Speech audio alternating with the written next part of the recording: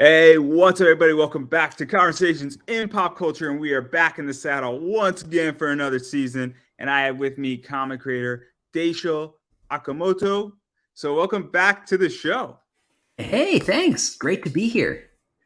I am very, very excited because we are going to be talking about what you got going on right now, which is another Indiegogo for dealing hmm with Shotgun Samurai. Hey, this is my book.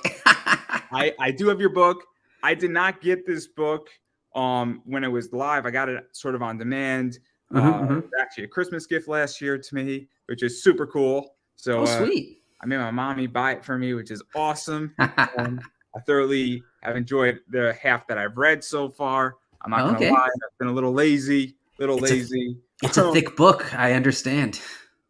So yes, so that's the whole thing. And obviously, I do want to talk about what you got going on, which is your latest Indiegogo, which is Shotgun Samurai Legends. But before we really dive into all that, what is Shotgun Samurai for those who are hearing about it for the first time? Because you did obviously the book that I just showed, and then you hmm sort of have, I guess, a sequel slash side story slash a continuation. I'm not exactly sure how to describe the entire premise here. So that's why you're Okay. Oh, yes, yes. Good thing here. I'm here. So yeah, Shotgun Samurai. Shotgun Samurai itself is a story of this. He's kind of a mysterious wanderer type of character. He's like a wandering samurai going throughout Japan, and the mysterious thing about him is he has a shotgun.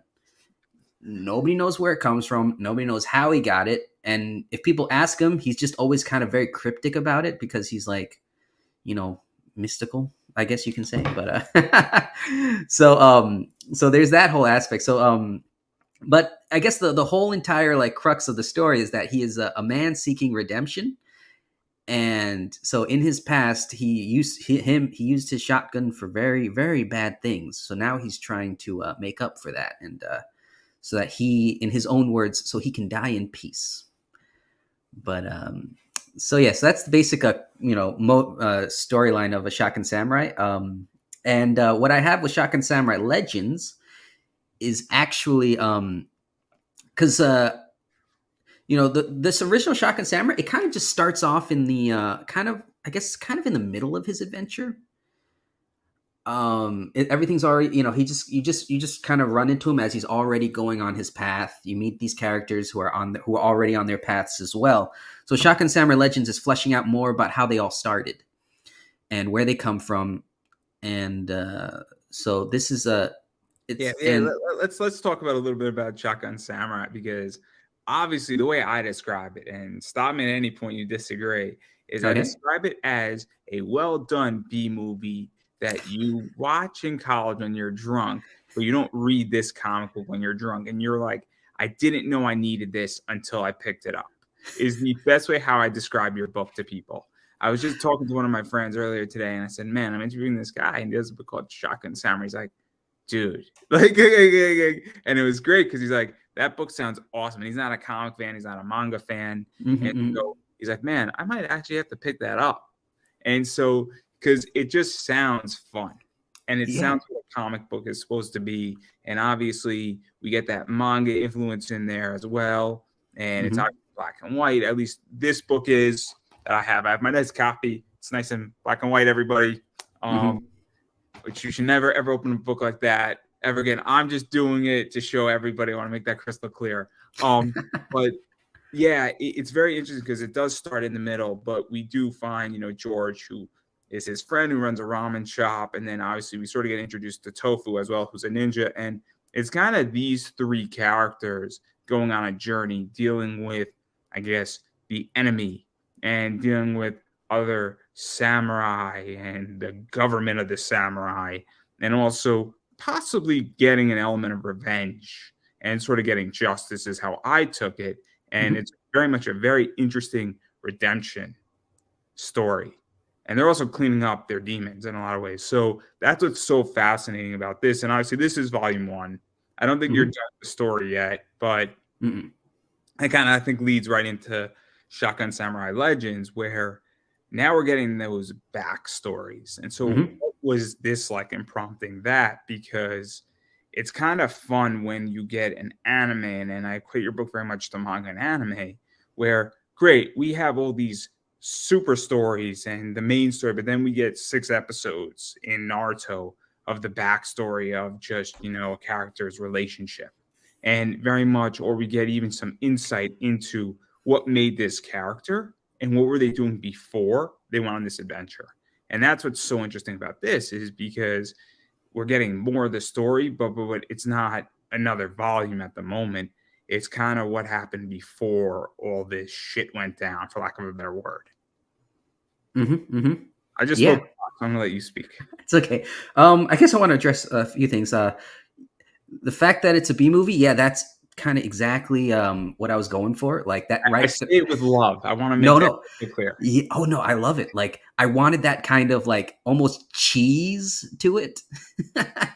Just kind of like, that underlying sense, that feeling of like, oh, this is cheesy, but in the right way, And like, and it's just like, because that's how I originally, because actually this started off as YouTube videos. And that's how I wrote it, because I was just like, it's a samurai with a shotgun. What do you expect? What's the real story? Because you told this once already a Mhm. while back how this all came about. Oh, I okay. the reason why I'm putting you on the spot on it, I think it's hilarious how this it really all came about. Oh, okay. Yeah, yeah, yeah. I love telling the story, but so yeah, it was back in college, and me and a buddy of mine, he was doing he's kind of a funny guy too, and he was doing a presentation, and he chose to do cosplay because he thought that would be funny, and I was like, well, you got to dress up as somebody for your it was a public speaking course, yeah, and he was going to talk about the virtues of cosplay or something, and I was like, well, you got to dress up, and he was like, well, I don't have a costume. I'm like, you idiot, how do you not have a costume and you dress it and you're talking about cosplay? I was like, why don't you be? I was like, because we're both Japanese, and he has the Japanese robe, the yukata, and I was like, you have a yukata, and I have this toy shotgun. Be the shotgun samurai. And then he was like, that doesn't exist. And then I was like, oh yeah, it will tonight. And then that night, I drew the first 3 pages and I showed it to him. And then he was just like, you can draw? And I was like, oh yeah. And that's how it was The born. reason why I bring this up is that it's funny how really good ideas and fun ideas come out of nowhere. And Mm-hmm. very much, the Teenage Mutant Ninja Turtles were that way too. And I'm Oh not really? I'm not comparing you to, those 2 guys, Kevin Eastman and Peter, I forget his last name. I'm really bad at last names. But it's the idea that this is such a brilliant concept. And so obviously it came sort of out of nothing, and then it's now obviously gotten here, but I'll let you continue addressing the points I threw out to you. Okay. Yeah. So basically, I mean, after that, we loved the concept, and then that's when we sat down and actually fleshed out the characters and came up with all these stories. Um, and So yeah, that's the I guess that's the inception of it. And I mean, pretty much everything just came out of that whole like, oh yeah, it will exist. People are like, oh, this is pretty good. It'd be nice if you continued. And I was like, yeah, I'm gonna make it big. And they were like, sure about that? And I was like, yeah, you'll see. And anyway, but uh, where were we? So then I made the movies for YouTube, because that's where it started off, because I thought it'd be great to have this character as a movie. And then I made 2. The first one was a hit, and then all my friends wanted to be in the second one, so I was like, I got to make another.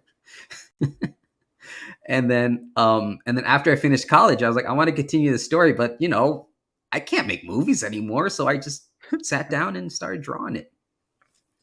But anyway, so then that happened, and yeah, I really like that kind of you know uh, Mm.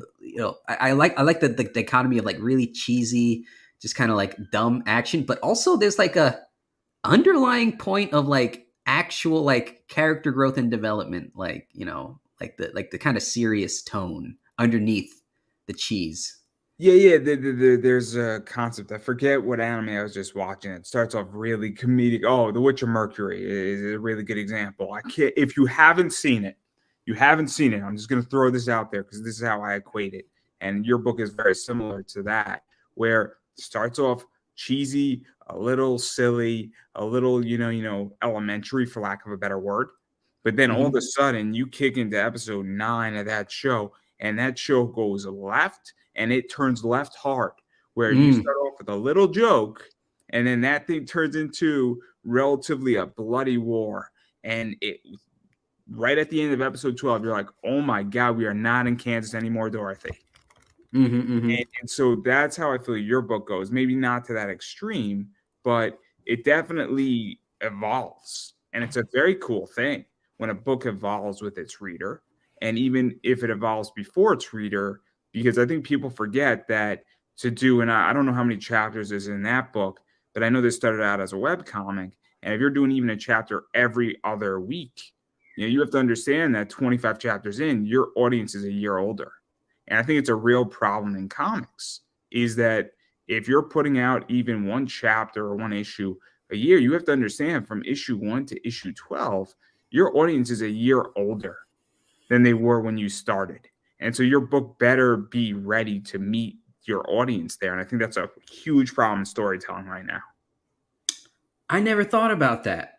Interesting. Oh, that's kind of my my mind is a little blown from that concept. Actually, I was like, whoa, because in my mind, I'm just like sitting there drawing. I feel like everything's the same. I'm 18 forever. You know what I mean? I also might be a little bit different because I'll be very honest. I just turned 30 on January 10th. And Mm-hmm. so I feel very different as I'm putting my life together right now. And I'm like, oh, shoot, I'm 30. I have to become an Mm-hmm. adult now. And I am now not in my 20s anymore. Mm-hmm. And a lot Mm-hmm. of stuff's happened in the last 5 months to me, both good and bad. And so I've really come to this conclusion that, when you're putting out content, your audience doesn't stay the same. And that's what I really like about your book and a few other books that I've been reading, and even some animes and mangas that I'm reading, is that they grow with their audience. And I think it's a real skill set, whether it's intentional or not intentional. And that's what I feel this book does in some ways. Mm-hmm. Yeah, I mean that's interesting because I mean while writing it, because this is my my first like real effort, I would say. Like I've always drawn like little comics growing up, just for fun. You show my friends like stuff here and there. But this was like the actual time like I really put effort into growing and developing my skill set as a comic book creator. So I think that's probably why you also noticed the growth in the book. Like in the beginning, I started off as just like, yeah, I'm just going to do it a joke. But then after that, I started more studying up on writing, starting up on like, how to actually pose a scene, how to actually really get the storyline and flesh it out and like really, really dive into what I want to convey in a story. So that's probably why it feels that way, I'm guessing, because I probably did grow as I was making it. Yeah, no, I enjoyed it, and what I've read of it, I've only read half of it. I'm the first to admit it, but I'm loving where it's going, what it's Oh, bringing. okay. Yeah, I mean, the second half is the best part. I There's only so much I could do in a day. When you're working know, I a know. 3-hour work week, doing like 6 interviews a week, God help me. Oh God. Oh yeah. I I love know. it. I don't have time for reading comics either. I backed a bunch of indie books and they're all just kind of over there, but like I've read like maybe only a few of them.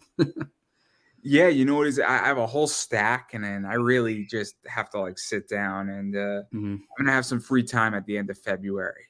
I'm There gonna have you a nice go. week off. And I can tell everybody what's on my list. The first thing Mhm. I'm reading is Fables.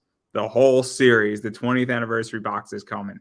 But beyond that, if anybody has any indie suggestions, feel free to hit me up. But I do want to get back to your book though.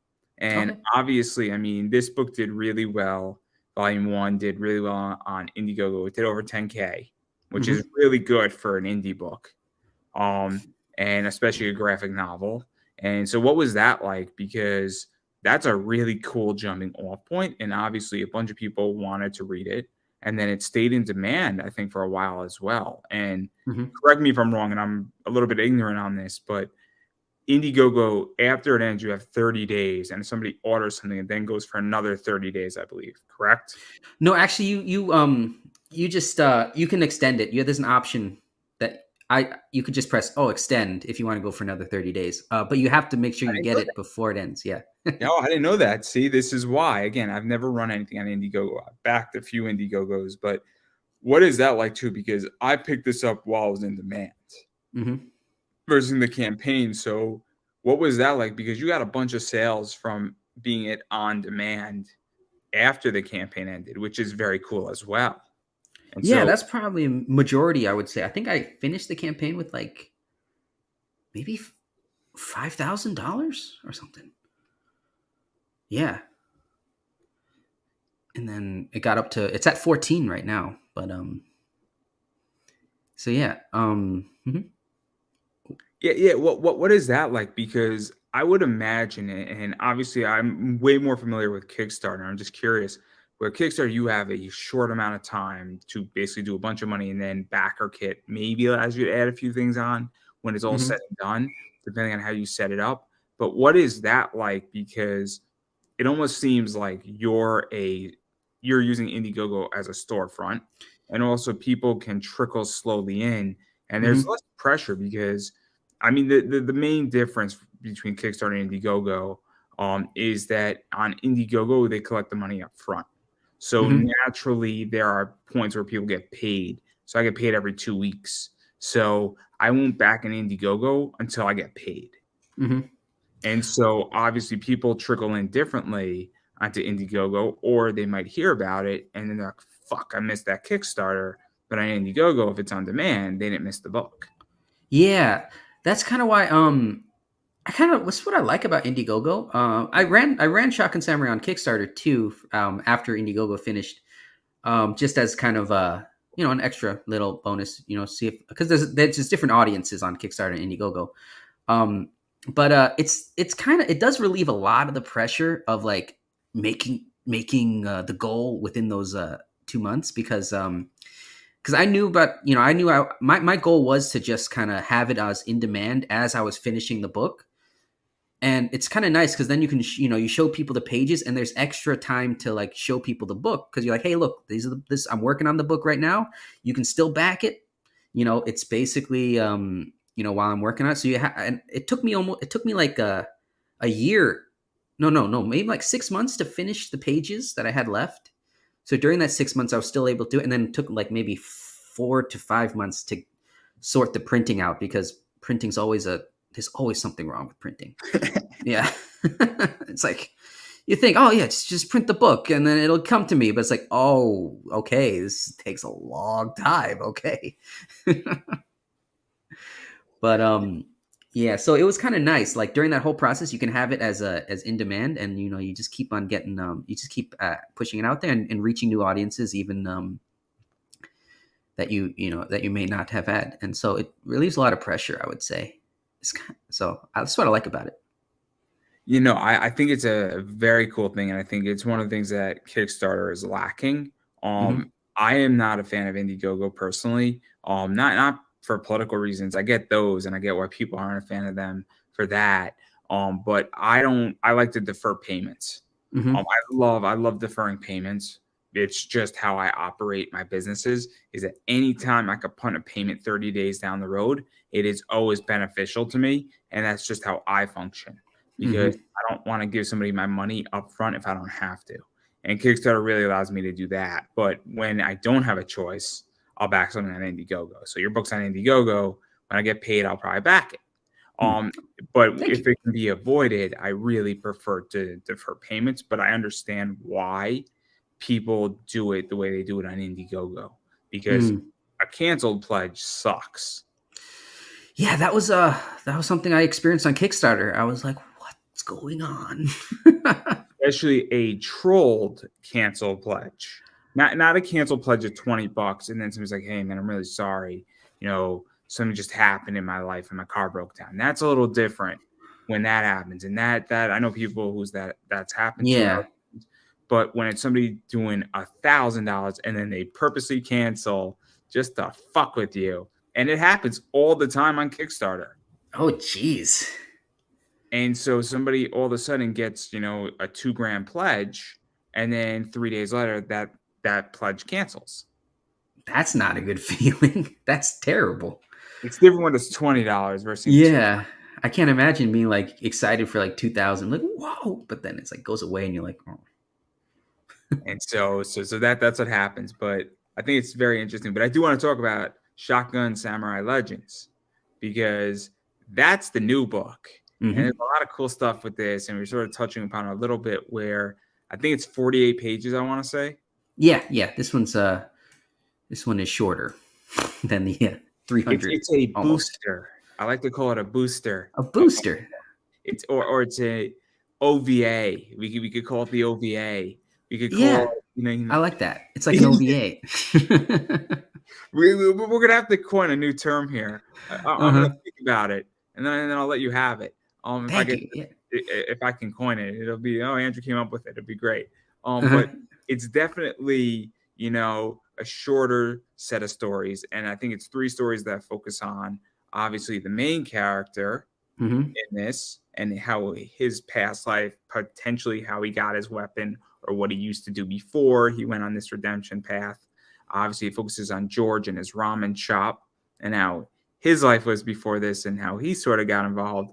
And then it focuses on Tofu, um, the person, not the food. I want to make it clear. Yeah. Um, and it focuses on her and I Hmm. think her sister as well, and Yep. them learning about the mysterious shotgun samurai. And so, where did this idea even come from? Because obviously, you have the main story, but to do the prequel and to add more context and add more elements and also provide more insight for all of us readers to say, cool, let me provide a little bit more detail on these characters before you knew them in this book, which is readily available on the campaign. Hmm.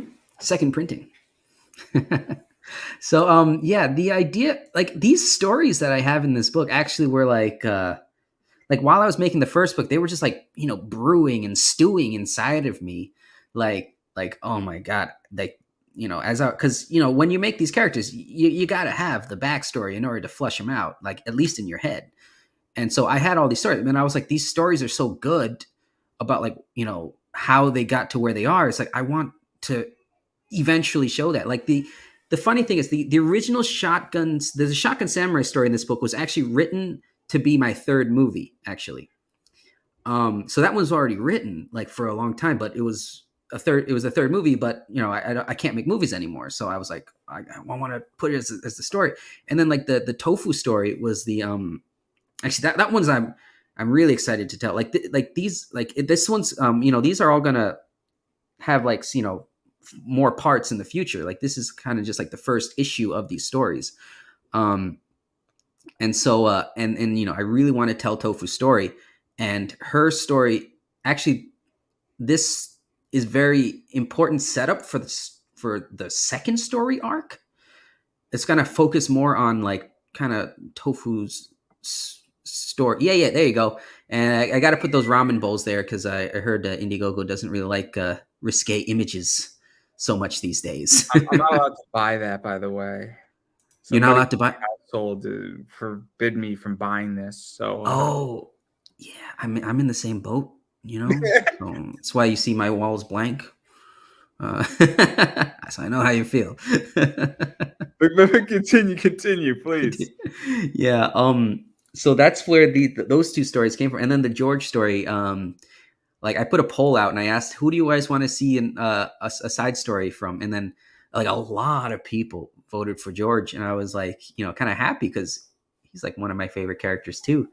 And so, and then I sat down and and then I wrote this one specifically for this book, and it's kind of it's very very very lighthearted, and but also has kind of very very I feel like it little dramatic, and I just think it's hilarious. So it's like, Yeah, let's talk a little bit about these stories because obviously it's three separate stories mhm, that are in the world of Shotgun Samurai. They pertain to the three main characters.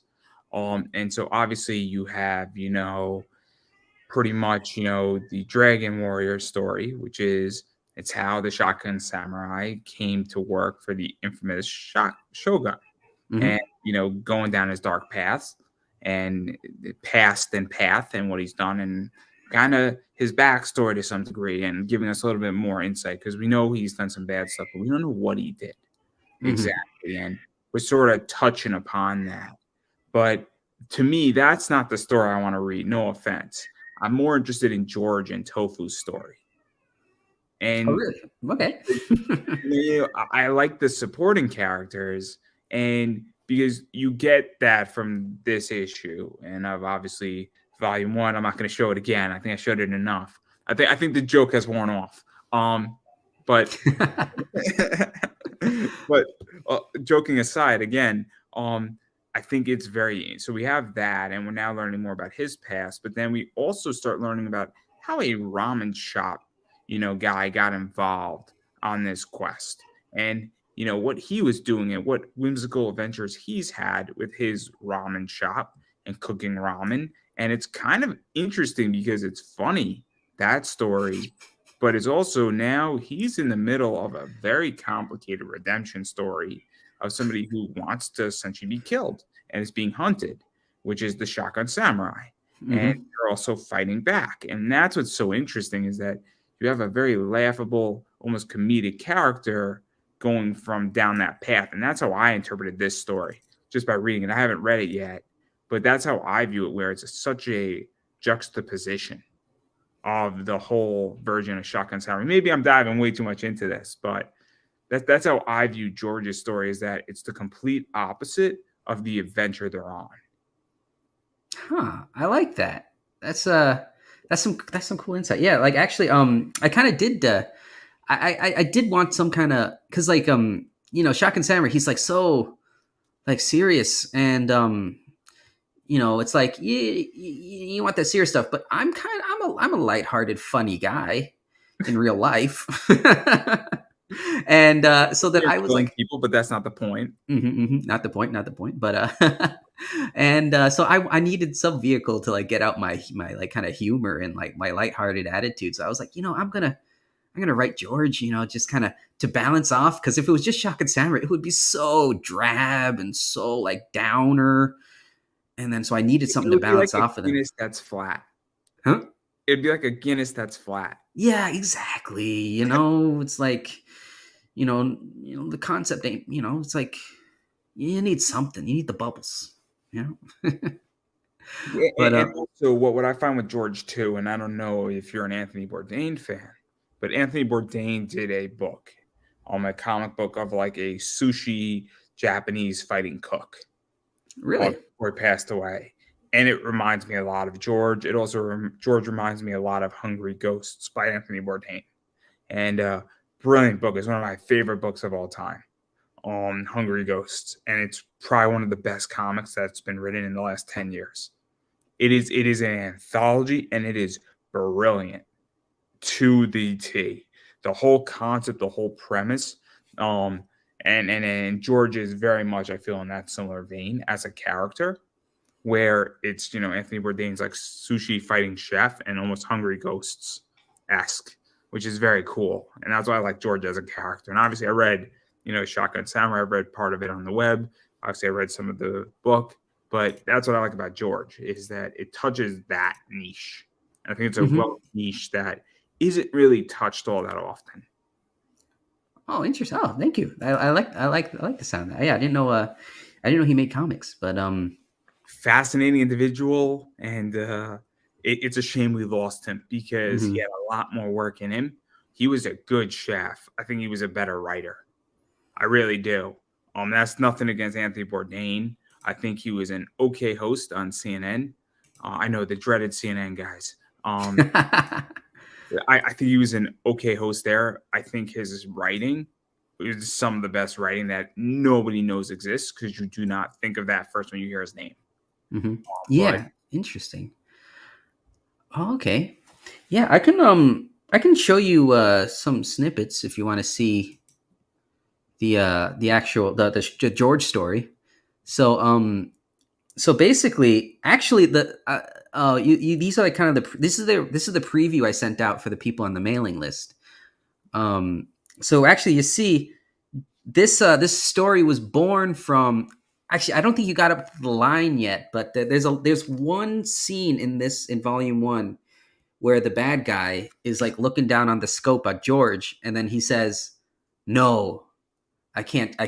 He basically says like, what does he say? I forget, but he's like, he refuses to shoot George. He's like, even a monster as I would not do something so terrible or something. And yeah, and so and I was like, that was really just like a joke. And then I thought, hey, why don't I expand on that line? And so this is actually George meeting the guy, the bad guy, before the volume 1 story. So yeah, see, there he is without the face. So this they actually had an interaction before the whole story began, and this is so this is what happened. No, yeah, I'm looking forward to this book. I'm enjoying Shotgun Samurai.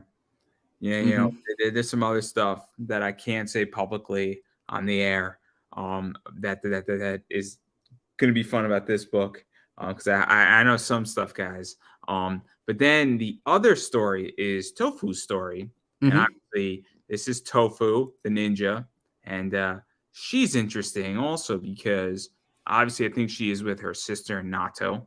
Mm-hmm. Again, the person, not the food. I'll You make know that about natto?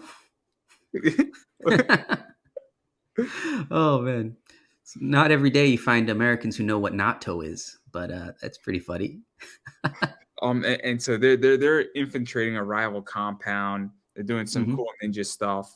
Um, and they're learning about the man with the dragon sword, or the shotgun samurai, Mm-hmm. essentially is how it's referred to. And so it's very, very interesting because this is giving insight into Tofu, who she is. Also, you alluded to it, where it's setting up the next story arc in Shotgun Samurai.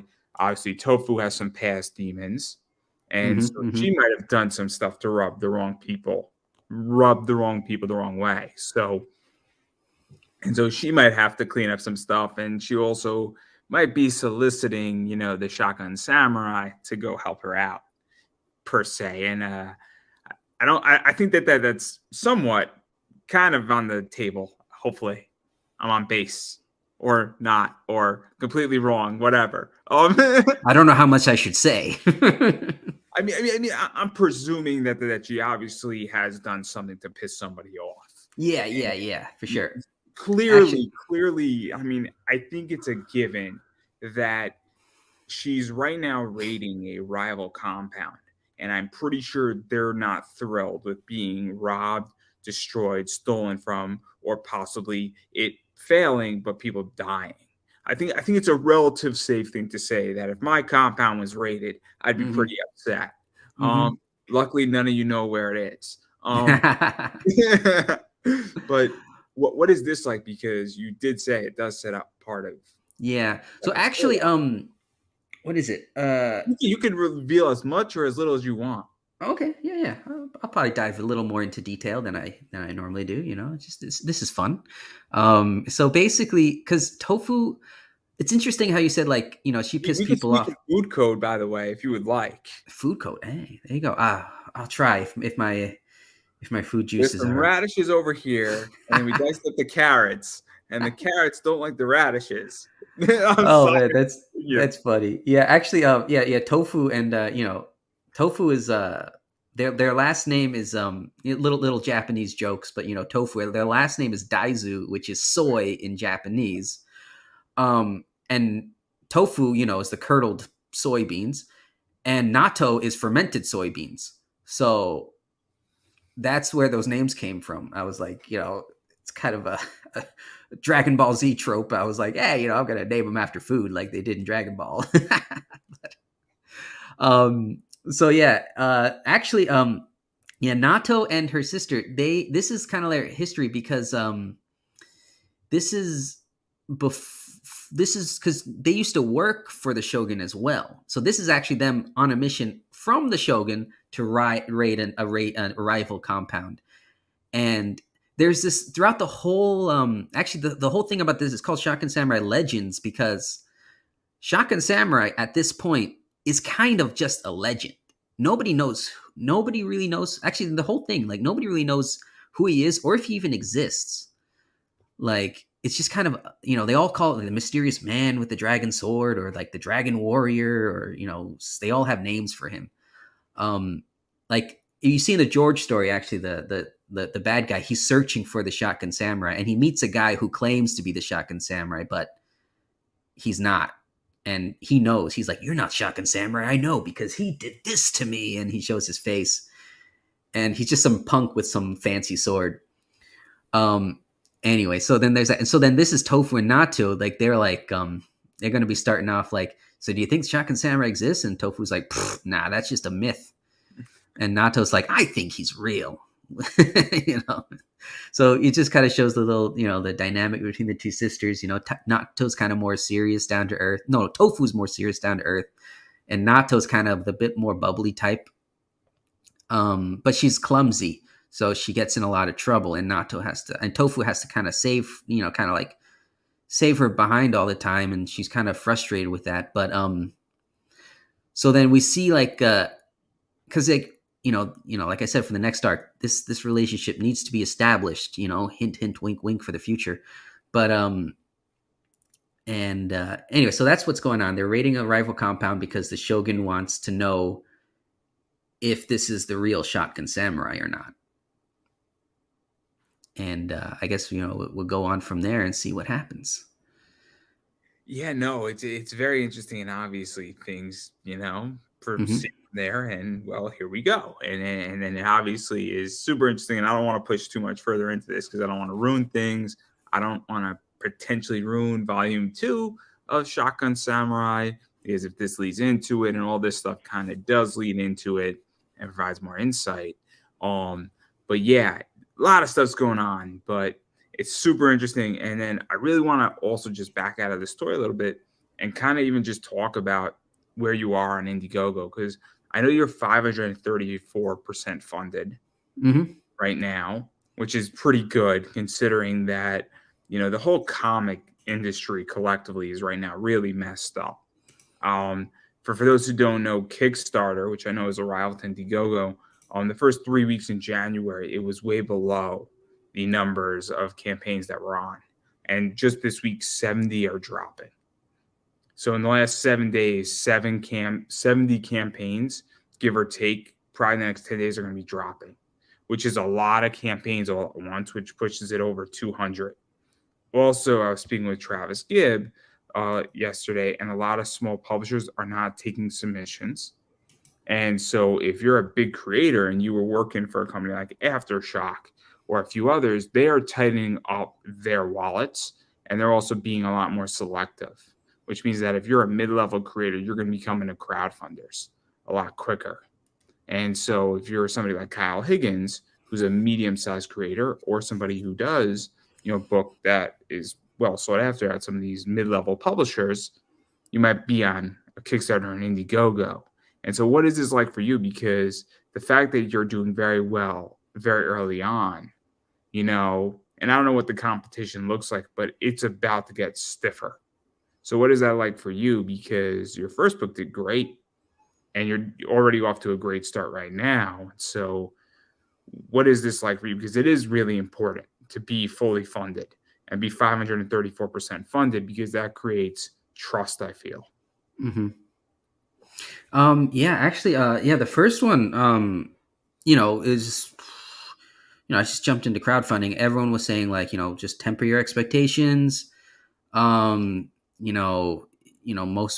they're saying majority of people, $1,000 is like the average. I guess you could say the success stories of, and so I was like, okay, I'm going to shoot for that. And then people, I guess, people really loved the concept and the story. And I was like, ooh, and then so it kind of took off. And so I was kind of just, completely blown away. And I'm, really grateful for all the support I've been getting. But it is a lot of pressure now for my next book. I'm like, oh God, can I do that again? Let's talk about that too, because there's a concept in music where it's called a one-hit wonder. And it's always a big concern. And look, there's plenty of bands that have made a boatload of money having only one hit. That is true. Played all the time.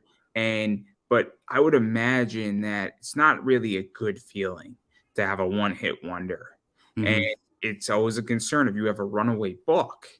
And can you get an book up there again? So if you did $8,000 Is your next book going to do bigger than 8 grand? Is it going to do less? Or if you did, you're at 14,000 with, Shotgun Samurai Volume 1, are you going to be able to do over 10,000 with this one? And I would imagine it's a concern, and it's a little bit stressful saying, is it that my brand is depreciating? Is it that there's more competition, or is it that this is a different product completely? And so comparing it, it's a little bit different if you're comparing volume 1 to volume 2 versus this, but it's still, we all compare everything to everything despite them being different. So what is that like? Because I would imagine it's going through your head a little bit. Yeah, it is, but basically the best way I found to like kind of temper that is to just trying to reset to zero and just say, as long as this is successful in its own right, then I'll be happy because, of course, because, or else I'll be like, because I don't want to just be like, staring like 24 hours at the number, like, tapping my phone, like move, move, move, because I can get like, I have that kind of, I can get a little neurotic sometimes.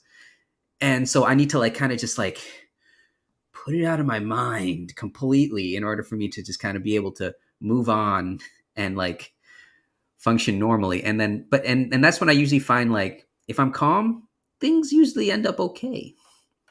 So let me ask a follow-up question to that, because this is actually a really interesting question. So what is success for you on a campaign? And let me clarify my question a little bit. Is success that the book is fully funded and that whatever you put in, or you have enough money for printing, or that you have got your artist costs back, you have money for printing, you have money for some cool stuff, maybe you have money to go buy a case of beer? Like, where does that draw? Because when I ran my Kickstarter for this show, my goal was to cover half of my streaming costs. Mm-hmm. That was success to me because I had a sponsor already lined up to cover the other half and just stay in the game for another year, maybe another 18 months without having to sweat any bullets. My goal was not to do $10,000. My goal was to cover 50% because I already had the other 50 covered. So my Mm-hmm. goal was significantly lower. It was also to find people who would show up. And those two goals were achieved. So my campaign of my $828 on Kickstarter for this show was achieved, in my opinion. I found it to be very successful. But somebody might say, well, you only raised $828. Well, how do you define success? And so Mm-hmm. I'm very curious about this because it's a very complicated question, I feel, where everybody has a different answer on what that means. It's also depends where if you have a 9 to 5, you don't need the same amount of money if you're trying to make a living off of comics directly at the moment. And so I'm just curious how you define success, because I think it's a fascinating question, and I'm gonna let you have the floor. Okay. Yeah. I guess I'm in. I do have a 9 to 5, so I'm kind of lucky in that regards that this isn't like an end all be all for my well being. So I think that's why I'm able to also kind of have less pressure on myself as well, and just because it's kind of so, and just kind of be more about like because I figured the more fun you have, the easier this is. And I just I like to have fun wherever I go. Um, Sorry to interrupt you, but Mhm. I mean, I'll equate this to me. I run an eBay business that's doing 20 to 30K in sales every year, which Oh is yeah. a lot of fun selling comic books, baseball cards, pop Funkos, a lot of Hmm. fun stuff. It's not my 9 to 5 job. So it's a lot of fun and it's very low pressure, because let's say I have a month that only I sell $500, but then I have a month that I sell $2,500. All of a sudden, I don't need to worry about that business supporting me. It's very relaxing when you don't need to worry about something supporting you. And then I take that money from my eBay business, I take my profits and I invest it into the stock market. And I have a Hmm. blend of that too, but it's fun money, if that makes any sense. And the business Exactly. is, Yeah. Yeah. and so I don't know if that's how you feel about your comic, where you're like, it's a lucrative hobby and it's taking care of itself, or maybe it's costing me 500 a year, but I enjoy doing this, and it's fun for me. And if I spend $500 every single year to produce a comic book that really should cost me 7 grand to do, but I reduced my costs by 95% or 90%, you know, maybe that's how people define success. So I'm very curious on that because I think it's a fascinating philosophy. Hmm. Yeah. Okay. Yeah. I guess for me, it's essentially like most because this book is the two stories are done by other artists, and the third one is done by me. So I had to pay those guys, and I used the profits from volume one to pay for those artists. So basically, for me, success is having an. It's like I don't. I guess it's a little nebulous, but having enough so that I feel comfortable moving forward. I you know what I mean? Like making sure that like I have enough profits left over so I can pay for my next book with the previous book. I might be able to put this in a interesting way. So Yeah. I put up a post on my Facebook wall. I build businesses that self-fund themselves and self-grow themselves. So in Hmm. my eBay business, when I do 20K in sales, I'm not pulling 20K out of my business. I'll pull 30 to 40% of profits out of my business. So on 20K, that's about 8 grand I pull out in profits. The other 12 goes and buys new merch. Hmm. Hmm. So Hmm. so the business is a closed cycle. And that's what it sounds like, is that what you enjoy doing is creating a closed cycle business where volume one funded part of this, and then this is successful that it could fund another, parts two, the second parts of all these stories when you do those second parts in 6 months, and it'll cover that art. And then that will cover that, and you're essentially forward and carrying because this is what I think a lot of people in comics and in crowdfunder don't understand is that if your book costs you 6 grand the first round, and stop me at any time, by the way, and tell me to shut up. Um, feel free to if you disagree too. I'm more than happy to Hmm. be educated. But I think a lot of people don't understand is that if your book costs you 6 grand to do the art and all that stuff, and then printing was another 2 grand. If you raise 10 grand, you should be taking that 8 grand and putting it into your next book, and then you have 2 grand to have fun with and do whatever else you want. Whether you want to create another project, whether you want to up, and reinvest it back into the project, but your cost from issue one to issue two should not change significantly. Hmm. Hmm. I mean, Yeah, not that's. printing because printing's a disaster right now, but the actual art itself should not change in Hmm. price dramatically. And I think that's the biggest failure right now in the business acumen of comics. And I think that's where comics are failing the most. I don't think creativity is the problem. Hmm.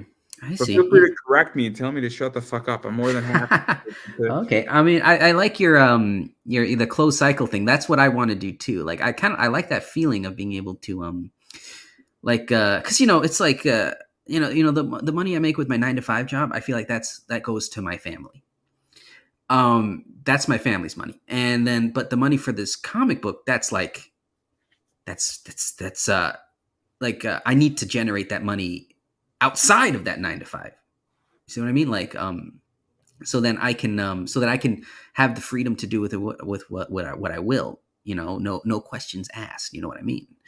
Um, What he's really saying, everybody, is that he wants to buy a PS5 and he really needs money to buy his PS5.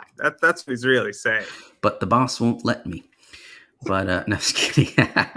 No, but no, but what you call it? Yeah. So that I can. But I want to also. I kind of like that feeling of creating that. It's a great achievement when you create a business that funds itself. It's Oh, just such a nobody good. has any idea how good it feels. Nobody has any idea. I just did it with bonds. Legitimately, yesterday, I just did it with bonds. Really? And Oh my goodness. I figured out how to do it.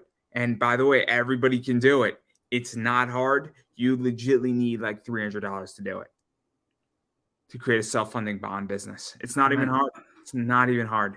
I'm not saying Okay. it's going to produce you millions of dollars at first, but it's not hard to do it. It's But it's not. something. I might have to talk to you later. That sounds interesting. I have $300. But no, but yeah, like I want to be able to cuz like I have ideas like right now my biggest hurdle I would say is time.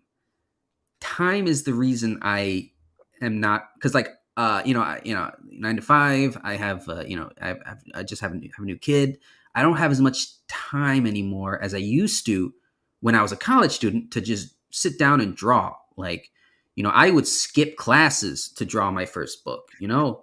Like, like people didn't know where I went. My social life disappeared. It's a wonder I even got married somehow. But and so like but I don't have that anymore. So that's why I'm trying to generate this thing so I can, you know, find other artists to help me produce this book. So that's why I'm trying to generate the money.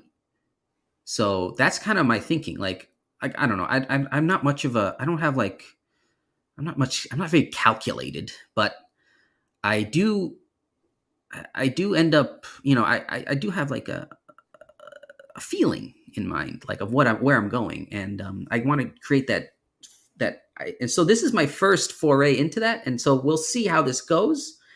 And then if I can keep this up for the next book. No, I think it's interesting, and I think that it's really smart. I was just speaking with a how to raise an army, and I Mm-hmm. met the two people who are involved in it, and it was just I saw their Kickstarter struggling. I'm like, yo, let me talk to them. Let me see what I can do. Pushed it out. Hopefully, I'm helping them out. Their goal isn't hard, but they went out and they brought somebody onto their team, and they took their manga, and the guy's from the Philippines, and they took his manga, and then they incorporated it into their world. And I was like, I was talking, and I'll be very honest. I think when we were speaking, they're like, oh, shoot, we actually did something really smart where they just sped up a huge position because they brought another book under their wing that they didn't have to draw, which is a huge time thing. Even if they had to Mm-hmm. pay for it, they didn't have to draw that whole issue. And now you have another book under your wing, and you have another book in play. And so now you have a very cool thing. And so anytime you can bring somebody on to write even 3 issues and produce content for you, it's very cool. And it's something that I want to explore on my YouTube Mm-hmm. channel is that I want to actually go and buy content. And I'm figuring out how to do it because I own that content for life. Once I pay Mm-hmm. for it, and obviously in conservative circles and in mainstream, I mean, Steven Crowder has brought up a really great point, and I don't know how much trouble that's going to get you and me into, but I think as creators, you need to be well aware of what he just did. Both, it's not a left right thing, it's not a conservative versus liberal thing. It is what type of contracts and what owns what and who owns what.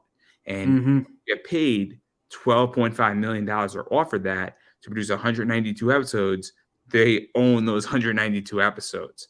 It's a very complicated thing to talk about. Yeah. And it's something that I think that conversation needs to happen. And I have a show that at some point is going to talk about this, but I feel that maybe everybody in society is not ready for that conversation. Mm-hmm. I Mm-hmm. really, I really think I will get destroyed as a creator if I have that conversation on my show. I really do. Oh, I see. Oh, You don't have to answer that part, but I oh, think okay. you're on Yeah. something because what you're trying to figure out is that how do I produce more books Mm-hmm. because I have less time. Exactly. You And hire people to do that. because I'm starting to see like if you have like especially like if I'm making a book, but I hire someone else to make a book at the same time that I'm making a book, then you can and then I use those funds to hire 2 more people to make books while I'm making a book. See what and create like just kind of branch out and get as many people to produce as much as possible. Because like my day job is I work in a machine shop and like, kind of like assembly lines and stuff. So this is kind of where my mentality comes from is like the more machines you have working on a product, the faster it comes out, the more money you make. So this is where my whole thing comes out. In the comic book world, instead of machines, we have artists like me. So so if I can get more and I have the product in my head, which is the writing, and then I just have to get more. I can get more people to produce more books, and then I can get more books out there, and then I can flesh out this story even more. The story which I really really want to get out before I get too old. Yeah, no, no, no, And no. yeah. I'm the same way. I'm a dividend investor, by heart. So Hmm. the more stocks I have, if a stock pays me 10 cents every single month and I only have 5 of those, it's only 50 cents. But if I Hmm. have 500 of them, it's a lot more money because I have more units working for me. And so Exactly. I'm very, very, very meticulous and very calculated in what I do. There's a reason why I run 3 businesses that are self-funding prophecies at this point, and then they all go into dividend investments. And everything has a mission, everything has a goal, and I want more and more and more because the more units I have, the more money they will produce for me in the long term. And everybody told me I was wrong about Netflix, and I'm sorry to say, but you were all wrong about that. I just wanted that on the record. I did very well for myself. 67%, guys, upside. Oh, Um, you invested into Netflix and it went up? 67% up. Wow. I'm That's good. amazing. I'm really good at this. It's not my biggest return though. My biggest return was L Brands, Oh yeah? How much was that? 768%. Oh my goodness. Ooh. People thought I was Yeah. crazy. People think I'm still crazy, and everybody yells at me, and everybody tells me I'm wrong in all these stock groups, and I'm like, "You guys are right." I doubled down every time. Every time. I'm like, you know what? You're right, guys. You're right. Oh The my god, I odds are started on. listening to you. Everyone I listened to was I was like, "Oh, what's going on? Come on, nothing's working out."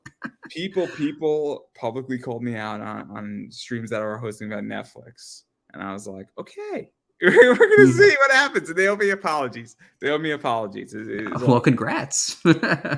I think it's gonna hit 450 very easily, but I digress. Uh-huh, Um, uh-huh. I'm in for the long haul. I think there's a good chance it will exceed 600 very easily. It's great. It's a great company, and they are one of the biggest players in the game right now. But I digress. I think they're going to be a place for comics for years to come. I do. And a variety of other stuff. But I do. I think you're onto something with that, and I have my own thoughts because I've done this. I've done exactly what you want to do, not with comics, but in several businesses.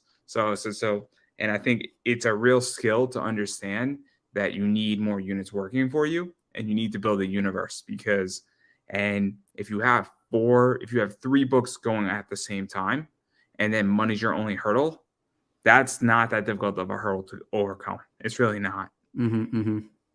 But I digress. I mean, I could go on for hours on that, but I don't feel like sharing all my secrets just yet. Mhm, Um, mhm. but I do want to talk about rewards. So obviously we have the main covers for each of these, and Mhm. they're a little hard to see. The one in the back is tofu, and it's more of an anime vibe. I think that the one in the front is more of a traditional cover, less anime vibe. More American manga style versus the one in the back. So obviously, I think both those are what, $20 a pop. $20, yes. And so obviously, and I don't think the insides change, right? Change from what? Both. It's not like if you buy the Oh, yeah, yeah, yeah. Both insides are the same. Yeah, yeah, yeah, yeah. I thought you meant like You'd be surprised. You'd be surprised. I interviewed somebody who put everything into a trade paperback, but also you could buy the individual issues of each of his stories, which was actually a really cool concept because he was hitting both the floppy hmm, market and the graphic novel market. And I actually thought it was interesting. really, really smart because if you're a floppy collector or you're a real collector, you might not want the trade paperback. You might want all 3 of the books, but you might only want a 22-page story divided over 3 books because you might want to get it graded. That's why I asked that. Oh, interesting. Okay. Yeah. Yeah. I thought about that because, this originally was produced as floppies, back when I was trying to figure out how to get in the game, because and then, and so that's why I was, and I found out crowdfunding as I was 10 issues in. So I was like, I'm just going to come out the gate with a giant book and make a name for myself. No, no, no. I thought my friend who did that, I thought that was really clever because if you want it in a trade, you could get it in a trade, or you could get it divided over 3 issues because you might Hmm. want to get each of those issues graded, or you might not be a trade paperback guy. You might be a comic collector and you want this in comic format. It's very Hmm. interesting. And that's why I asked that question because I think some people might be confused on that. They're like, Oh, okay. wait a second, is this just the tofu story or is it all three stories? Oh, I see. Yeah, yeah, yeah. Both the contents are the same. It's just the cover. And so I just wanted to ask that to make sure, just so everybody is well aware of that. Also, you could get the original. This is the second printing, and then Hmm. there's Nuclear Fallout Samurai, which I think is that also a reprint or is that a brand new one? That's the sequel to Nuclear Warhead Samurai. Which is a really long comic. It's so long, dude. I'm in the middle of it. There's a lot to analyze. Make sure you take your time. Yeah. And this is a better picture of it for those who want to see it. I'm just letting everybody know it's a tough one. It's Hmm, gonna hmm. take you probably a good 6 hours to finish it. Yeah, Um, just make sure you soak it in. pour yourself a little whiskey, you'll be fine. Yeah, Um, yeah. but this is the second printing of the book. I Hmm. don't think you have any more of the first printing, do you? I have like 10 copies left. Um, but I don't know. In the future, I think I'll probably do. I'm looking into eBay or something. Maybe I'll put them up on eBay. Yeah. I have a first print, so I don't really care about anything Mhm. else. But I don't think that it changes all that much from the first edition to the second edition, correct? Yeah, no, no. The story content's the same. I might fix some typos if I find any, but that's about it. And then you also have this in play, which Hmm, hmm. ramen bowls are not part of it. I want to make that crystal clear. Um, No, no, they are not. and Unfortunately, the ramen bowls don't come with it. I'm telling you, if you have like scratch and peel stickers, oh my god! Because so you place it on the plastic, right, and then you put the stickers on the plastic but not on the poster because it's an Uh-huh. 11 by 17. That would be so brilliant in so many ways. Because Yeah. so many people would be like, "Dude, that's funny." Because they'd be like, "Dude, you ruined my fucking poster," and they'd take it out. They're like, "Oh, it would be so brilliant." But you can't tell anybody. That's the problem. You can't tell anybody that you did it, and it's gonna be like they'll be opening up like, oh, and this will be like, dude, that was epic. That would be kind of funny. I'll think about it. If I only sell like 20 of them, maybe. But if it any more, then it's like, oh, too much work. I'm not But gonna lie, I kind of want those ramen stickers to be quite honest. you know, I need stretch goals. Maybe I'll make them as stretch goals, and everyone will get a ramen sticker. We'll see. I'll look into it. But, Because but, actually, I do like that art too. I drew that, and I'm kind of proud of it. I like the art too. I like the art too, but the problem is that I can't buy that. It's not a money thing. It's nudity. And what am I going to do? Hang it up on the backdrop here? I, And then I every time I know. do an interview, it's like, I know.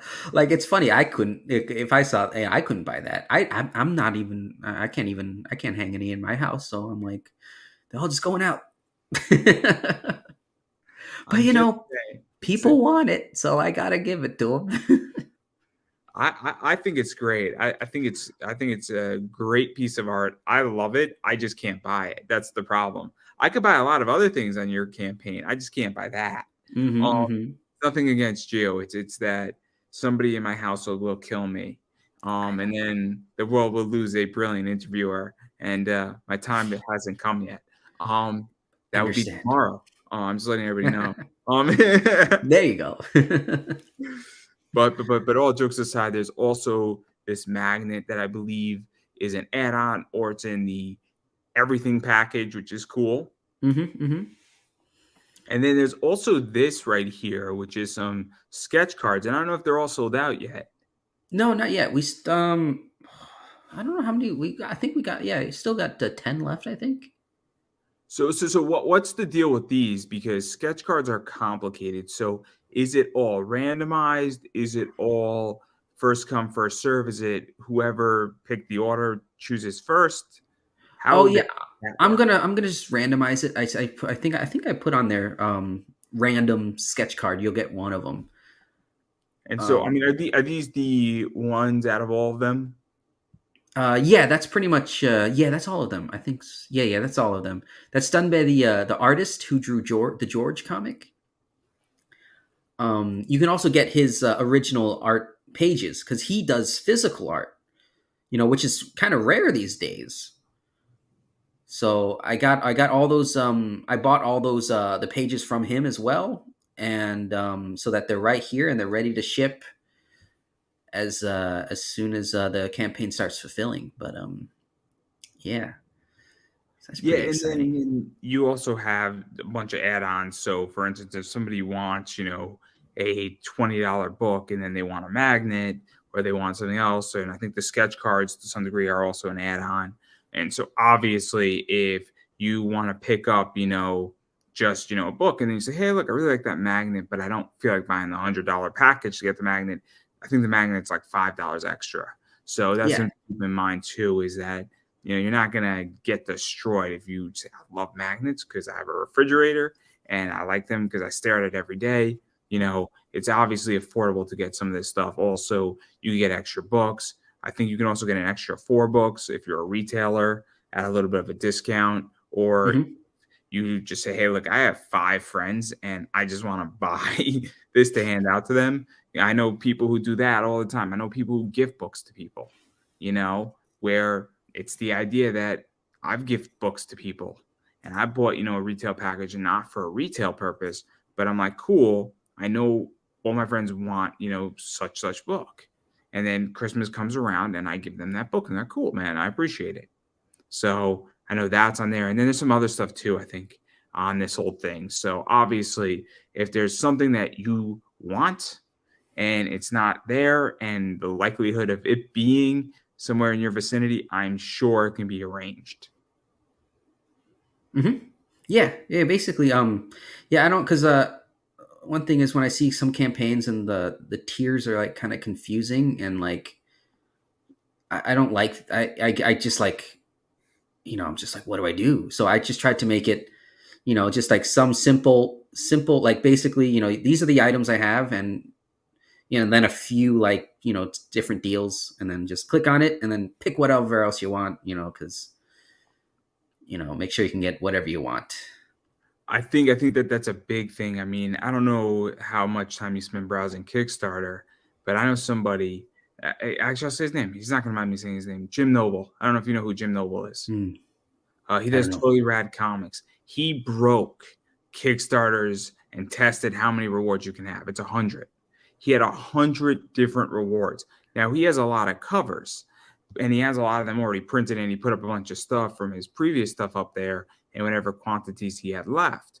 But 100 rewards, that's a lot to scroll through. That's a ton. Wow. I know people who have had 60 rewards, and it's not that they have 60 covers. They have a nice version, a naughty version, and a nude version of the same book. And Oh then they have right, more of yeah. it. And I'm That's like, still though, you have to understand as a consumer, I don't have 15 hours to go through your campaign. I don't have like to go through 60 rewards and actually see what you have in your freaking campaign. That's 60 books and 60 options I have to go through now. It's Make sure you're getting what you a want. for me versus if you limit it down to 12. Even 12 is a lot. If we're Hmm. really going to think about this, the biggest pitfall, and this is one of the craziest things about immigrants when they come to America, is that they go into the cereal aisle and they're completely shocked and they're very confused. Because if you go into a cereal aisle in the US, there's legitimately 50 different cereals. In Hmm. most Hmm. European countries, there's 4 to 6. Oh, I didn't know that. Wow. So they come to America and they are confused. And they're confused not because they're like, man, what do I eat? What's good? They're like, how is this even possible? Yeah, They like don't actually, understand. They don't understand. And it's not that they can't read it and they can't see it, but when you give people too many choices, they sometimes don't make good choices, or sometimes they can't make a choice. yeah. Actually, it's funny. I learned that going to Japan actually because kind of an opposite phenomenon. Like in Japan, like going to a restaurant, like not like some like traditional Japanese restaurants, they have so many little items, and America, you just got your big giant food, and that's your main food, and then like a side, which is fries or something. But in Japan, it's like all these things. I don't know what's the main meal. I don't know what's the side, and I just get confused. My brain hurts, and then it's just like, and then I get tired. So I was like, I don't like choosing when I want to enjoy something. So that's why I was like, I just want to put like a few things there, just so that, because this is supposed to be a fun experience for everybody. You see a campaign, you're all hyped up, you're like, ooh, I want to get that book, and then you see there, you don't want to be bogged down with choices. You just want to be like, have fun picking it. You want to have fun buying it. You want to have fun, the whole experience. You want it to be fun. So that's kind of what I'm when I'm. I think it's a big problem where I think, if you give me 8 choices, that's pretty good. Hopefully you're decent at booking, covers, and you know how to pick 8 good choices that covers 80% of the market.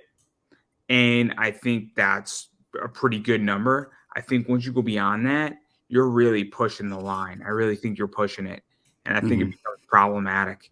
And also your costs go up and your return on capitalization, which is Yeah. I run a business that doesn't utilize a lot of capitalization. And the businesses that I create and I run purposely don't need a lot of capitalization, and capitalization in those businesses will not benefit them. And that's a problem in comics where comic creation needs a lot of capitalization in that business, which reduces ROI.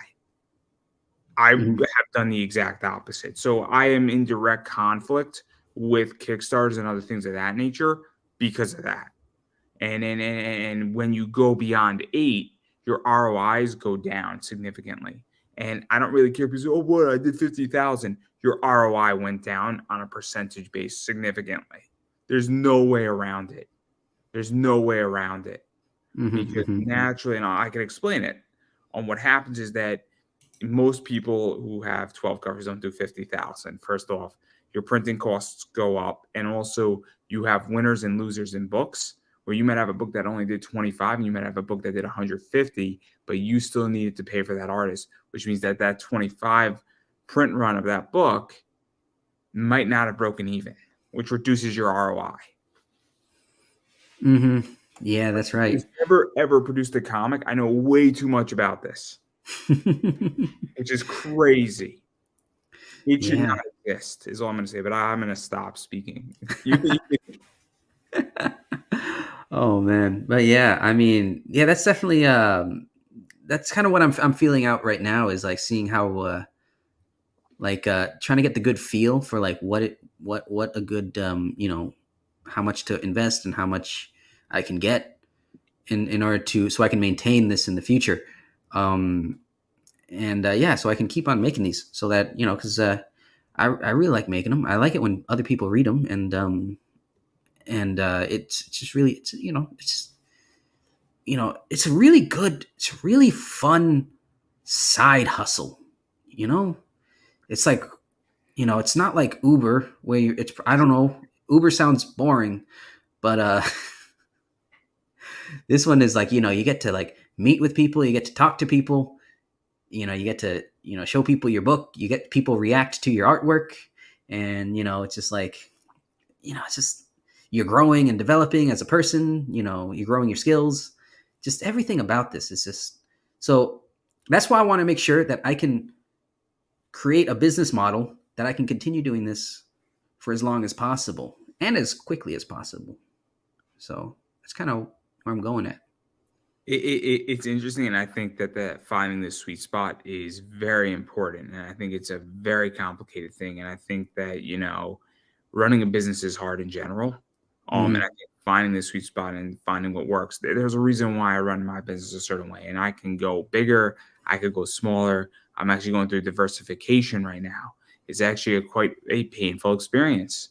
I have a lot of competitors who are outperforming me because I don't know if they're buying at wholesale or they're willing to take $3 on a book when I'm trying to get more like 50%. And so I have to now diversify my merch that they're not in. Very painful experience. It Hmm. probably should have happened about 3 years ago. The fact that it didn't and I was doing fine up to this point means that I have a good reputation, but I was lazy. But there's a lot of money to be made in diversification, and I'm going to, and I'm gonna do all right. And it's long overdue. But I Mhm. agree. I could drive Uber if I wanted to. I could go do something else. Hell, I could just not even do my side hustle and just do my regular job, and I'd be fine in the long run. It would just take me a lot longer to get to where I want to get to. And that's the thing too, is that my businesses get me to the point where I want to be a hell of a lot faster. They also are going to give me a lot more options in life. And that's the thing too that I think people don't understand is that when you have a lucrative business or side hustle, it gives you more options. And there you go. So, but Mhm. Mhm. I do want to get out of this topic, and I do want to talk about my favorite topic to talk about because I did have Mike Barron on, and a few other people have been shadow banned on these crowdfunding platforms. Mhm. Oh, you had Mike Barron on. Okay, yeah, I know Mike Barron. He's Cool. great. He's great. I Yeah. love it. Uh-huh. I've had a lot of people on. I'm always open to have more people from any side on. Mike's been on. Tom Hutchinson's been on. Um, who else? Hart Fisher's been on. A lot of people have been on. Pops Van Zant's been on. Oh, Um, Pops. Yeah. Chris Brown's been I was on. on his show, yeah. Me and Chris have a good relationship.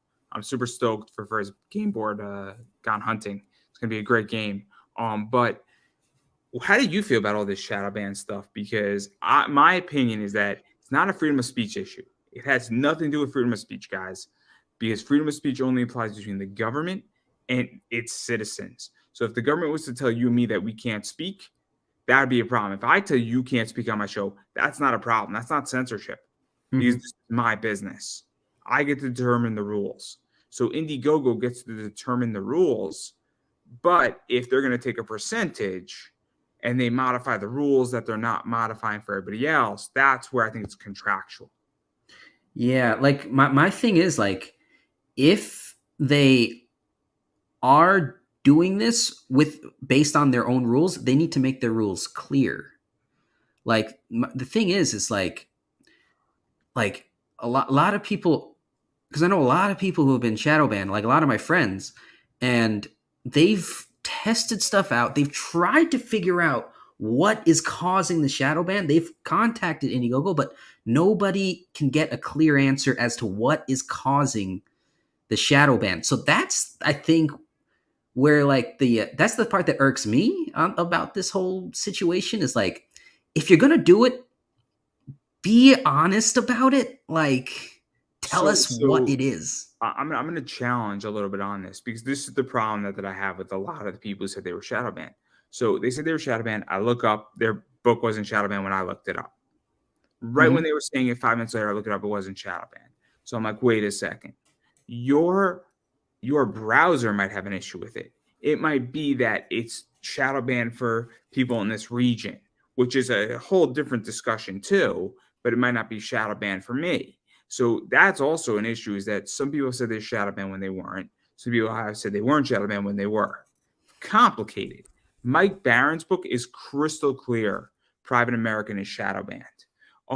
The whole thing though that I get at is that I deal with contracts all the time. So if you sign the contract, that's the whole issue is that nobody read this stuff. And that's what drives me crazy is that, I mean, you guys are signing contracts and you're not reading it. I mean, did you read the Indiegogo contract before you launched your project, to be honest? No. So I'm going to ask you a funny question. Are you a South Park fan? Do you Yes. know where I'm going with this? Do you know where I'm going with this? The Sentai pad.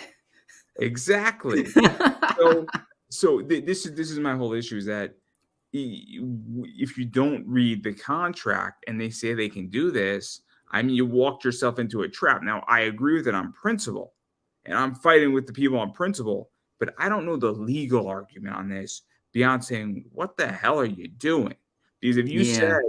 you could censor me all you want and you could cancel my project at any given time, and you said, sure, I mean, that to me is just failure of contract and failure of reading. And Hmm. that's my problem in a lot of ways is that I think the community has to get smarter. That's, yeah, maybe that could be. Like, yeah, I haven't read the I'm darn not a read fan of read it. the Don't darn get me thing, so I wrong. don't know. But Sorry to cut you off, but I'm not a fan of what's going on.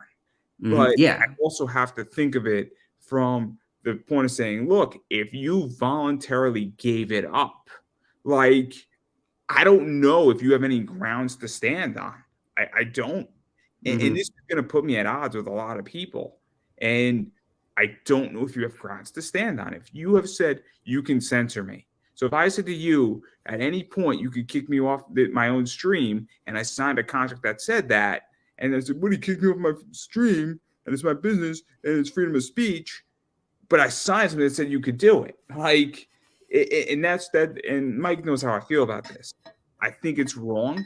I think that they should reduce the fee they take, because Hmm. clearly they're taking a position and saying we're going to take 10%, give or take, or 6%, and we're going to fuck you over anyway. Yeah, because they're not providing because the homepage and all that stuff is part of the, well, at least should be one of the services they provide. Because that's what I kind of also I think like 30% of Shotgun Samurai Volume One was from foot traffic on Indiegogo's page.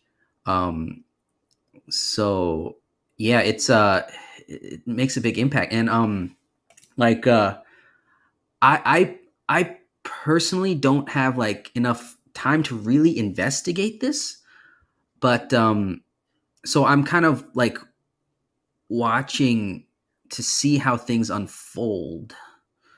Like I think it gets complicated too, because what would also, to even go further into this, I mean, right now I know Luke Stone, and Luke's been on my show a bunch of times, and he mhm, has mhm, on my indie. I think is that you have Crowdfunder, you have Zoop, you have BackerKit launch something, you obviously have Kickstarter, you have uh-huh. Indiegogo. I don't know. I think that those are the major ones. I could be missing one or two, but there's also a position where fragmentation is going on. And to go back Yeah. to Steven Crowder, what he was saying is that you get subscriber fatigued. I mean, look, I have a Crunchyroll account because I'm an anime guy. I have a Netflix account. I don't have a Disney Plus, Hulu, ESPN account. I have a Peacock account, and then I have an IWTV account. I have 4 subscriptions accounts, plus my StreamYard and some other business tools. But I'm out after that. So Disney has some good stuff on it. I'm not going to pretend like I would love to watch some of my childhood stuff on Disney, but guess what? I'm out of money at this point. I'm subscriber fatigued out.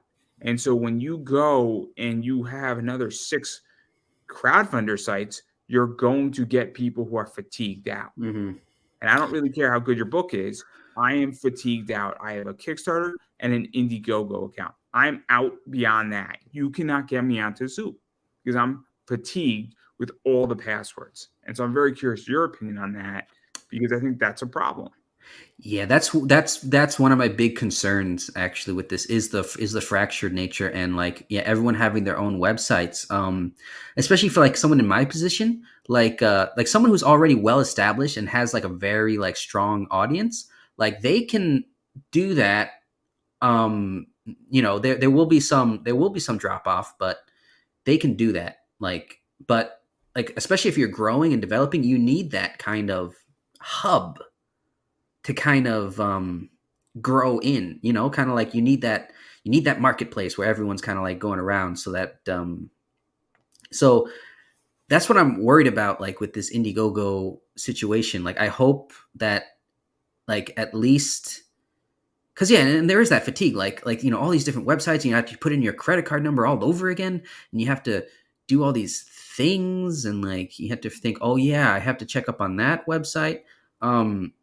And you lose the foot traffic, which is very, especially, like I said, 30% of Shotgun Samurai was foot traffic.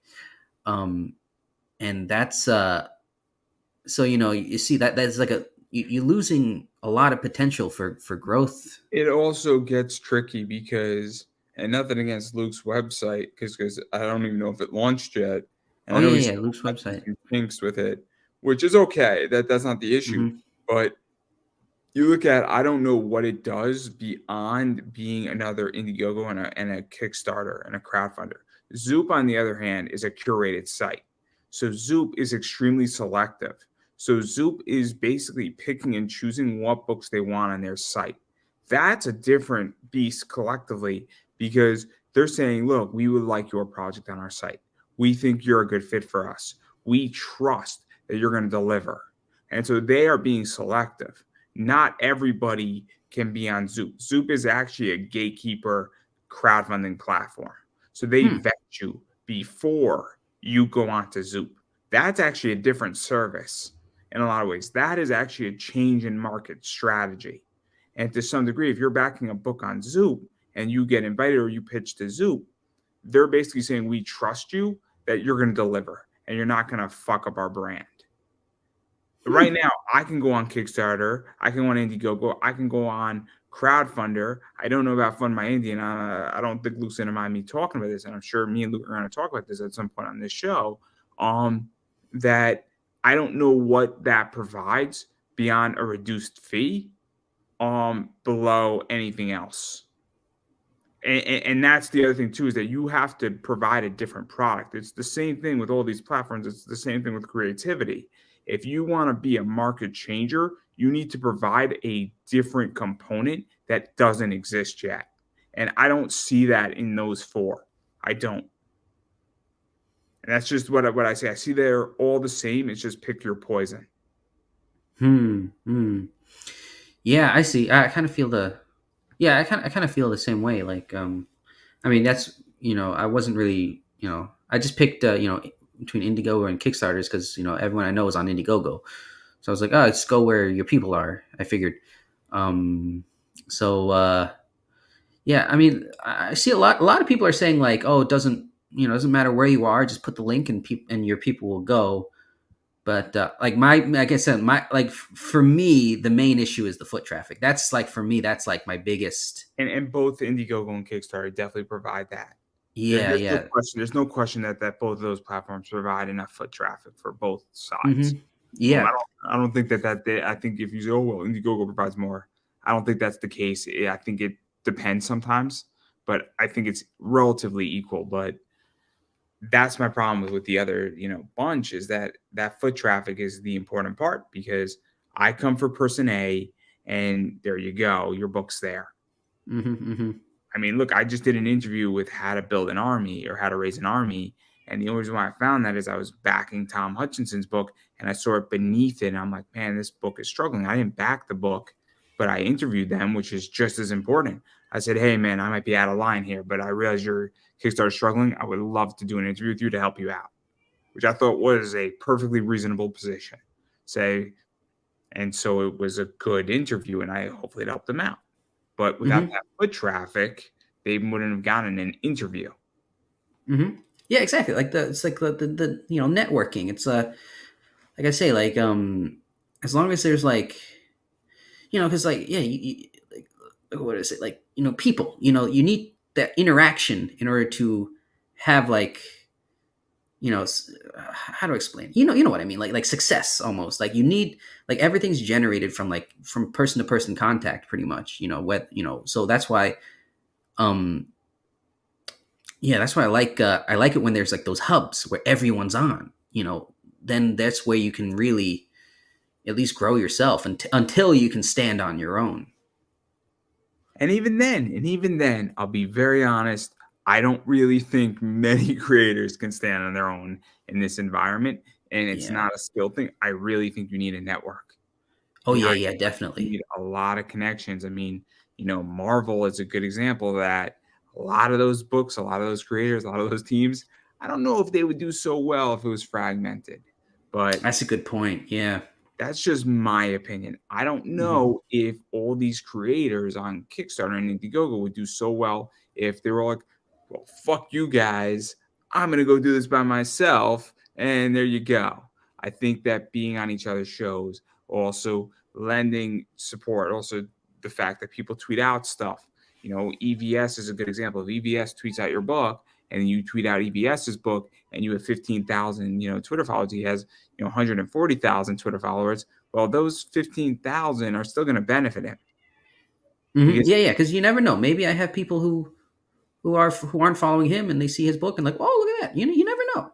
or what happens is that they're following him, they're following you, and then they're reminded twice or three or 90 times. Hmm. Oh That's yeah, a that's great right. thing Yeah. too. forget about, let's say everybody's audience is the exact same audience, but they see something 90 times, they might click on the 15th time they see it. Oh yeah, that's true. I heard about that idea. Yeah. And so Yeah. it's very interesting in that regard. But I digress. We've been talking for an hour and a half. I'm sure we're going to talk after because I'm going to show you how to make a ton of money for the close funded business.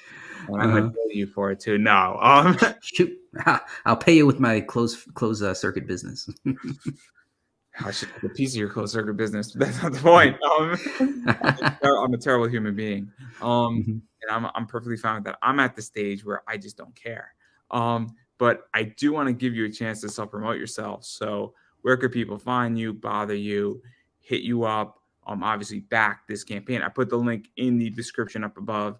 It is an hourly link, but it should bring you right to the Indiegogo. Because I know you put it in the private chat, but I already beat you to it. Oh, okay. I was just making sure, just in case. I'm a professional, guys. I'm a professional. Uh-huh. Yeah, where can people find you, follow you on social Oh, media, all that stuff? Because um, it does oh, make a big difference. I just got a phone call. So where you can find me is yeah, basically, shotgunsamurai.net is my website. You can always go me there. And I'm, Donkey Madness Comics. So on Twitter, I am Donkey _ Madness _. You can find me here on Facebook, although that's mostly my personal site. So you'll just find baby pictures. Instagram, I'm what is it, Samurai Comics, or Shotgun Samurai. On Instagram, I think. So yeah, those are basically the two main places you can find me. And but shotgunsamurai.net will always be the main page for everything. Yeah, and I'm just gonna keep saying it, and I'm gonna say it again. I've been saying it for almost 4 years now. You have to support indie, and you have to support indie comics. And what that means is you actually have to back campaigns. You have to buy books when they're on people's websites. If they do it through a website directly, if they do it through a crowdfunding site, you need to be there and you need to back it because comics don't get made without money. It's just a little fact. And it does go a long way because if you like something and you want to see it or you want to see more of it, well, you need to put money behind it because that's how stuff gets made, as I already said. Furthermore, you need to follow people on social media. That's Twitter, Instagram, Facebook, TikTok, sometimes YouTube channels. Makes a huge difference. And subscribing and watching and following them and commenting, it makes a world of difference because you never know who's watching and sharing out things that they push out, especially campaigns. So that's a big deal and it's extremely important and it's even more important right now in our society. Furthermore, about me, obviously I am Pop Anime Comics on Twitter, Pop Anime Comics on Instagram, Pop Anime Comics on Facebook. I appreciate when people subscribe and like my Facebook page, like my Instagram, follow me on Twitter. It means a lot to me. I also appreciate when people subscribe to my YouTube channel, Pop Anime Comics, because that's also super important so you don't miss an interview. I do anywhere from 4 to 6 interviews a week. And I get a variety of people from voice actors to wrestlers to cosplayers to mainstream comics to indie comics. And sometimes some porn stars come on. So there is something for everybody on my channel. And there's almost 500 interviews on my channel. And there's also a bunch of micro clips that are coming and a bunch of cool stuff. So if you can't find something on my channel, I apologize, but I will not apologize because there's something for everybody there. So I really hope that people go check that out. It means a lot to me.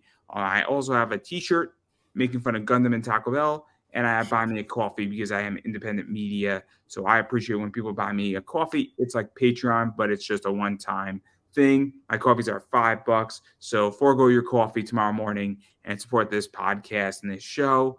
And I appreciate all that. And if you don't, well, she might hunt you for the rest of your day.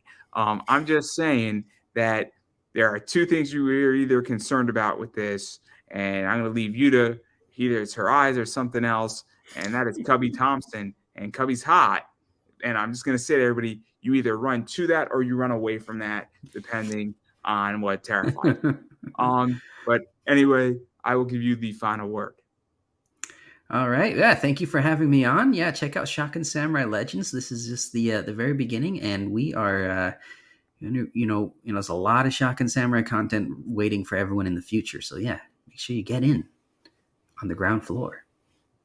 Well, that is a wrap, everybody.